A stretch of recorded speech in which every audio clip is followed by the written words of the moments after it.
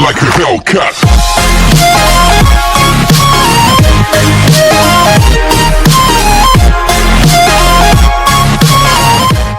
Good morning students, welcome to the Rainbows online classes. आज का जो हमारा सेक्शन है वो है क्लास 3 का chapter number 9 English, the fisherman and the little fish.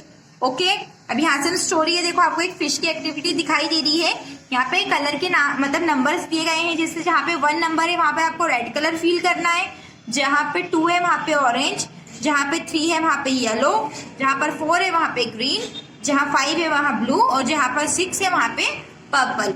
इसके अकॉर्डिंग आपको ये पूरी जो यहाँ पे पिक्चर दिखाई दे रही है ये आपको कंप्लीट करनी है। Okay students, a fisherman had been fishing all day and in the end all that he could catch was a small fish. He was disappointed but thought that at least he would have something to eat. The small fish started crying, "Please have pity on me and let me go. You can catch me again when I grow up and have a delicious meal." मतलब एक fisherman होता है, वो क्या करता है, fishing करता है ऑल डे, ठीक है, दिन भर कर रहा है वो। फिर एंड द लास्ट टाइम मतलब जब वो पूरा थक जाता है, उसको कभी मछली नहीं मिलती है, फिर उसको छोटी सी मछली मिलती है। वो बहुत डिसअपॉइंट हो जाता है, मतलब निराश हो जाता है।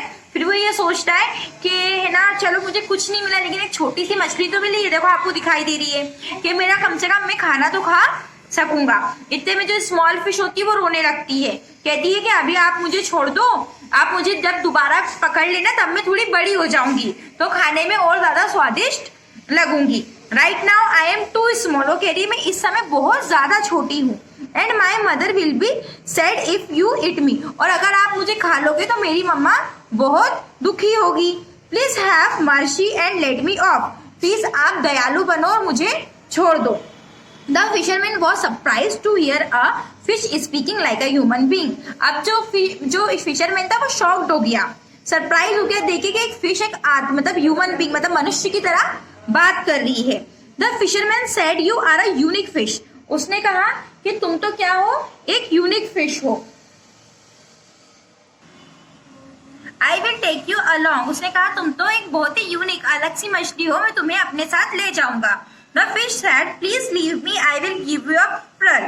उसने कहा कि आप मुझे प्लीज छोड़ दो, मैं आपको एक pearl दूंगी। pearl का मतलब जो मोती आता है ना, उसे बोलते हैं, ठीक है, pearl. The fisherman said, "Do not try to make a fool of me." वो कह रहा है कि तुम मुझे बेवकूफ बनाने की कोशिश मत करो। From where will you give me a pearl? The fish requested. "Please leave me. I will get you a pearl from the river." उसने कहा कि चलो बताओ तुम कैसे पिल ला के दोगी। तो उसने कहा कि आप मुझे प्लीज छोड़ दो, मैं नदी के अंदर से आपको पिल ला के दूंगी, प्रॉमिस में वादा करती हूँ। I will definitely come back with a pill that discussed for a long time. उसने कहा कि प्लीज आप मुझे छोड़ दो, मैं आपको पिल ला के देती हूँ जो मेरे पास है। Finally the fisherman was convinced and he let the fish go. फिर जैसे तैसे करके वो फिशरमैन क्या हो जाता है, मान जाता है और उसे छोड़ देता है। The fish went down into deep water. जब फिर वो फिश कहाँ चली जाती है, बिल्कुल गहरे पानी में चली जाती है। The fisherman waited for the fish without bleeding. वो उस फिश का क्या करता है, वेट करता है, और ब्लीडिंग का मतलब होता है बिना आंखें बंद किए। After a few minutes the fish come back. थोड़े मिनट बाद फिश वापस आती है with a prill in her mouth. अपने मुंह में एक प्रिल लेकर। ये आपको दिखाई दे रहा है, मोती देखो उसके मुंह में दिखाई दे रहा है। On seeing the prill in her mouth, the fisherman jumped with a joy. जो फिशरमैन था वो खुशी के मारे झूमने लगता है। He become greedy. वो क्या हो गया, वो लालची बन जाता है। He thought when she, वो सोचने लगता है।